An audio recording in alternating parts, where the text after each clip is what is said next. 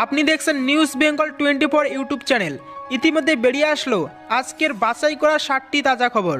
প্রত্যেকটা খবর আপনার জন্য অত্যন্ত গুরুত্বপূর্ণ হবে, তাই খবরগুলি শুরু থেকে শেষ পর্যন্ত দেখবেন।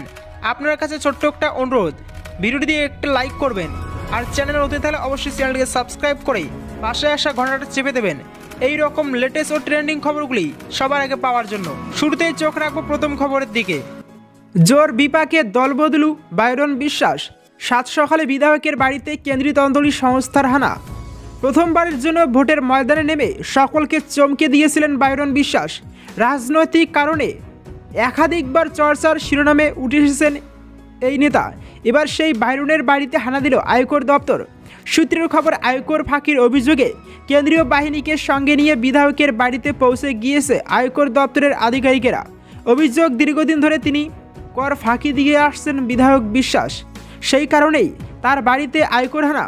শুধু বাইরনের বাড়িতেই নয়, পাশাপাশি মুর্শিদাবাদ এবং বীরভূমের একাধিক জায়গাতেও আয়কর তল্লাশি চলছে। প্রসঙ্গত, মুর্শিদাবাদে সাগরদিঘি কেন্দ্রে উপনির্বাচনে বাম সমর্থিত কংগ্রেস প্রার্থী ছিলেন বাইরন বিশ্বাস।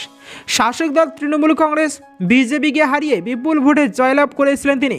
ব্যবসায়ী পরিবারের সন্তান বাইরন বিশ্বাসের জয়ে অবশ্য কংগ্রেস বেশি দিন খুশি থাকতে পারেননি। গত জুন মাসে অভিষেক বন্দ্যোপাধ্যায়ের জনসংযোগ যাত্রায় তার হাত থেকে পতাকা নিয়ে তৃণমূলে যোগদান করেন কংগ্রেসের বাইরন। সেই দলবদলু বিধায়কের বাড়িতেই এবার আয়কর হানা। সূত্রের খবর, মুর্শিদাবাদের শামশেরগঞ্জের ধুলিয়ানে বিধায়কের বাড়িতে হানা দিয়েছে কেন্দ্রীয় তদন্তকারী দল। বর্তমানে বিধায়ক বাড়িতে উপস্থিত রয়েছে কিনা সেই নিয়ে স্পষ্ট জানা যায়নি। বিধায়কের পরিবারের বিড়ির ব্যবসা রয়েছে, তাদের বাড়িতেও রয়েছে বিড়ির কারখানা।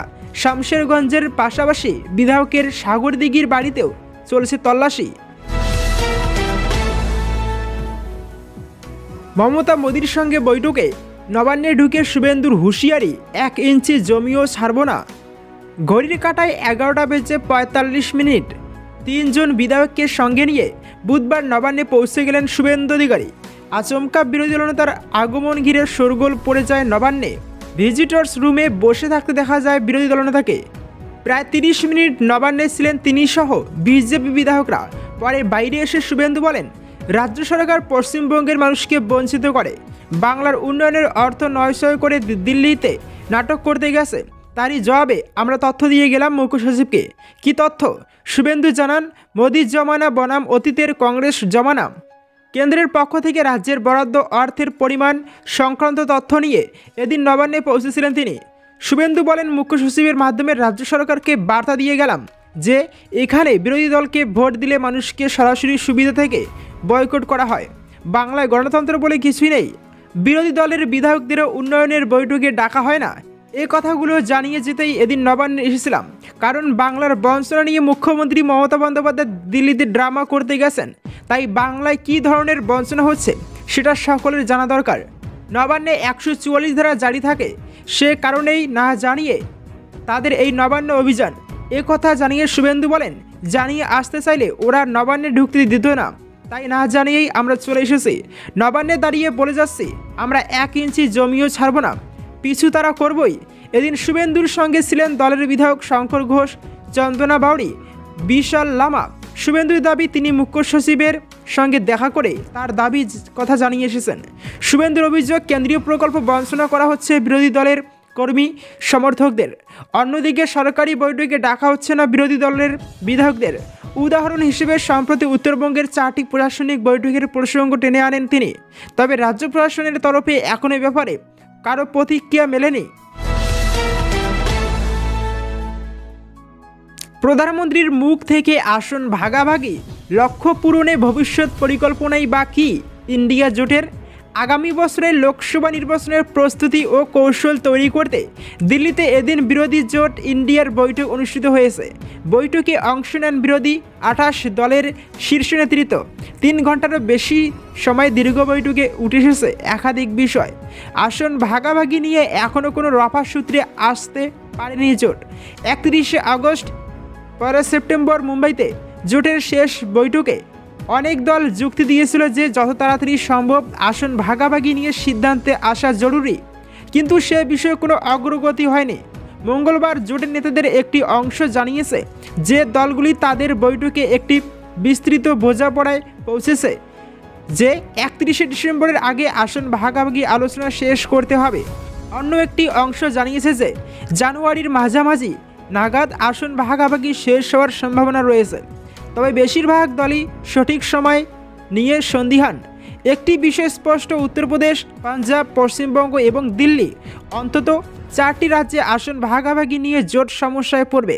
প্রকৃতপক্ষে বৈঠকের পরে সাংবাদিক সম্মেলনে ভাষণ দেওয়ার সময় কংগ্রেস প্রধান মল্লিকার্জুন খার্গে বেশ কয়েকটি রাজ্যের কথা বলেছেন যেখানে তিনি আসন ভাগাভাগি মসৃণ হবে বলে আশা প্রকাশ করেন এবং মজার বিষয়ে বলেছেন যে দিল্লি এবং পাঞ্জাব সম্পর্কিত সমস্যাগুলিও পরে সমাধান করা হবে।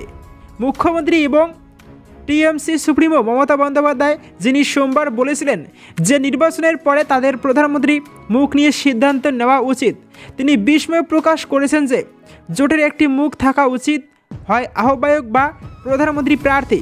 মমতা বন্দ্যোপাধ্যায় খার্গের নাম নিয়ে বলেন, দলিত নেতাকে জোটের মুখ হিসেবে তুলে ধরলে তার কোনো সমস্যা নেই।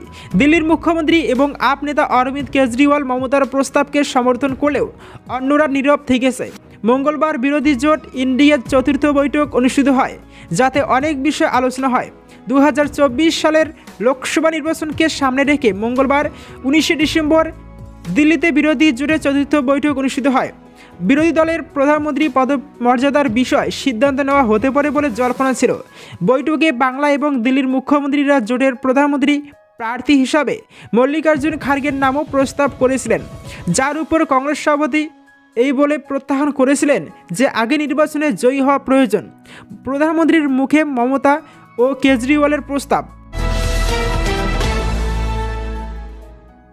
আয়োজনী সার, ব্রিগেডে গীতা পাঠের আসরে আসছেন না মোদি। লক্ষ কণ্ঠে গীতা পাঠ, 50,000 শঙ্খের ধ্বনি, হাজার হাজার সাধু সন্তের সমাবেশ, এত আনন্দ আয়োজন যাকে ঘিরে তিনি থাকছেন না। আগামী 24শে ডিসেম্বর ব্রিগেডে গীতা পাঠের আসরে সম্ভবত আসছেন না প্রধানমন্ত্রী নরেন্দ্র মোদি। প্রধানমন্ত্রীর দপ্তর থেকে আয়োজকদের একথা জানিয়ে দেওয়া হয়েছে বলেই সূত্রের দাবি। বছর ঘুরলেই লোকসভা ভোটের দামামা বেজে যাবে, তার আগে আগামী 24শে ডিসেম্বর ব্রিগেডে লক্ষ কণ্ঠে গীতা পাঠের আসর বসিয়ে বাংলায় হিন্দুত্বের আবেগকে তুঙ্গে তুলতে কোমর বেঁধেছে গেরুয়া শিবির। আয়োজন সফল করতে প্রধানমন্ত্রী নরেন্দ্র মোদীকে আমন্ত্রণ জানানো হয়েছে। মোদী ব্রিগেডে আসবেন সেই প্রচার করে লোক টানারও চেষ্টা করছেন আয়োজকরা, অথচ শেষমেশ প্রধানমন্ত্রীর আশাটাই ঘোরতর অনিশ্চয়তার মধ্যে পড়ে গেল। আয়োজকদের দাবি ছিল প্রধানমন্ত্রী এই অনুষ্ঠানে আসার জন্য প্রস্তুত ছিলেন, এমনকি নিজের কণ্ঠে গীতার একটি শ্লোকও পাঠ করার কথা ছিল প্রধানমন্ত্রীর। সরকারিভাবে রাজনীতি রহিত অনুষ্ঠান হলেও মূল মঞ্চেই দ্বারকার শঙ্করাচার্য, সদানন্দ সরস্বতীর ও দেশের শীর্ষস্থানীয় অন্য সাধু সন্তদের পাশেই প্রধানমন্ত্রীর বসার ব্যবস্থাও করা হয়েছিল। অর্থাৎ গোটা অনুষ্ঠানটাই ছিল মোদিময়। কিন্তু এখন যা পরিস্থিতি, এই মোদিময় অনুষ্ঠানে মোদি থাকছেন না। যদিও প্রধানমন্ত্রীর দপ্তরে এখনও সরকারিভাবে এ খবর জানায়নি। শেষ পর্যন্ত যদি প্রধানমন্ত্রী রবিবারের ব্রিগেডে না আসেন, তাহলে সেটা ওই অনুষ্ঠানের আয়োজকদের জন্য বটেই, বঙ্গ বিজেপির জন্য বড় ধাক্কা হবে। কারণ অনুষ্ঠানের আয়োজকদের মতো বঙ্গ বিজেপি নেতারাও নিজেদের পালে হাওয়া লাগাতে মোদির মুখের দিকে তাকিয়েছিলেন। প্রধানমন্ত্রী না এলে হিন্দুত্বের যে প্রচার এবং প্রভাব তারা আশা করেছিলেন, সেটার সিকিভাগ্য হবে না ব্রিগেডের অনুষ্ঠান থেকে।